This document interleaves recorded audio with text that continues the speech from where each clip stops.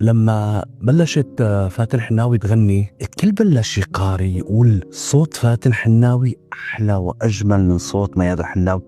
أنا مع أني زوج فاتن الحناوي أنا ضد هذا الكلام. اليوم ما بصير نقارن الحسن بالحسين، اثنين أصواتهم حلوة، ما بصير نحن فينا عادة. الله أهل حلب هون بالذات حبايبي كلهم، بس هن اللي طلعوا هالإشاعة وهن اللي عم بس بسمعوني والله صوت فاتن أحلى من صوت فاتن. ما بصير تحكوا الحكي أصلا. ليه؟ على شو عم تقارنوا ليش عم تقولوا فاتن وميادة؟ لا تقولوا فاتن وميادة، قولوا صوت فاتن حلو وصوت ميادة حلو. هل أنا هذا رأيي. بدي جواب صريح لهذا السؤال اللي كل الناس تسأله.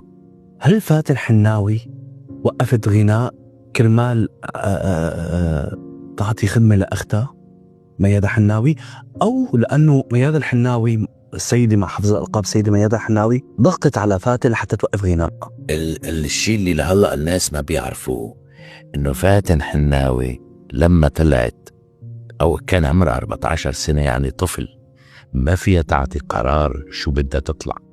اللي طلعوها من أهلها أمها وأبوها. ميادة حناوي الوقت اللي طلعت كانت مرتبة مهدي الطريق كله، كانت بعمر مناسب 18 سنة أو لا 19 سنة، ممهدة طريقة أنه تمشي فيه. غير وأي خطأ أخطأته فاتن، ميادة ما أخطأت فيه. ليش؟ لأنه في حدود،